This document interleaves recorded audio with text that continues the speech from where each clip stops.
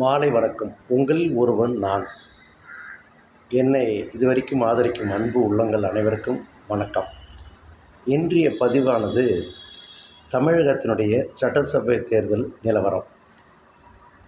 விஜயை பற்றி அவங்க ஒய்ஃபு டைவர்ஸ் பண்ணுற கேஸு, ஒரு விஜயனுடைய மதிப்பு குறையிற அளவுக்கு த்ரிஷா பலவித சம்பவங்கள் பேசப்படுகின்றன. நம்பர் 1. அப்போது அவருக்கு மக்கள் செல்வாக்கு இல்லை.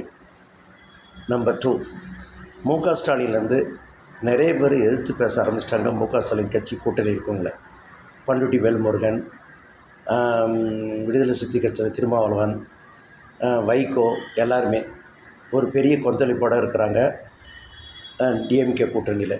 ஓபிஎஸ்சி சேர்த்த பிறகு, ஏன்னா சகுனி போனாலும் அந்த இடம் அப்படியே முடிஞ்சிடும், வேலை முடிஞ்சிடும்.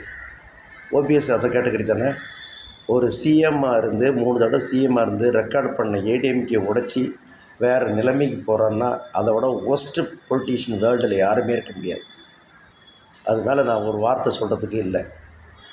டிஎம்கேயில் அவர் போனதுமே வெல்லமண்டி நடராஜன் ஏடிஎம்கேயில் ஜாயின் பண்ணிட்டார். இப்போ ஸ்ட்ரென்த்துன்னு பார்க்க போனீங்கன்னா தேமுகவும் ஏடிஎம்கே வரத்துக்கு வாய்ப்புகள் உள்ளன. இன்றைக்கி மதுரையில் பாரத பிரதமர் நரேந்திர மோடி வந்திருக்கிறார்.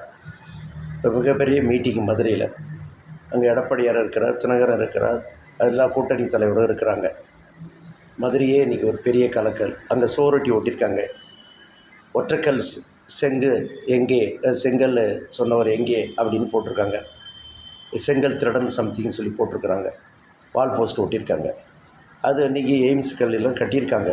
எல்லாம் நடந்துகிட்ருக்கு. இதை போல் ஏன் சொல்கிறேன் என்றால், ஒரு அரசாங்கம் திறமையாக மக்களுடைய செயல்பாட்டு தெரிஞ்சு வாக்குறுதி கொடுத்த பிறகு செய்கிறாங்கன்னா அது மத்திய அரசாங்கம் சரி, அதுபோல் தமிழகத்தில் ஏடிஎம்கேயும் சரி, எப்பயுமே உண்டு தான். அது மத்திய அரசாங்கத்தில் பிஜேபி நல்லாவே பண்ணுறாங்க. மோடி தலைமையில் ஒரு சிறப்பாக ஆட்சி தான். 10 வருஷம் முடிஞ்சு 15ஆவது வருஷத்துக்கு நோக்கி இருக்குது. 20ஆவது வருஷம் கூட வரப்போகிறார். 2029 மோடி தான் வரப்போகிறார்.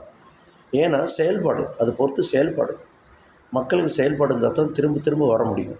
இதை யாரும் கவனிக்கிறதில்ல. இப்போது சீர்தூக்கி பார்த்தால் என்டிஏ அலைன்ஸு தான், ஏடிஎம்கே வித் என்டிஏ அலைன்ஸு தான் தமிழ்நாட்டில் வெல்லும் சூழ்நிலையில், எல்லா தொகுதியும் வெல்லும் நிலைமையில் இப்போ இருக்கிறது.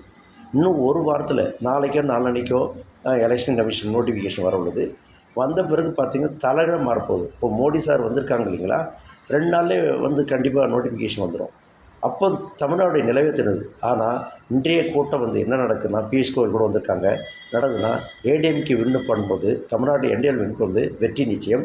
வாழ்ந்து மக்கள் வீடு பிடிச்சி நாளைக்கு பண்ணுங்கள்.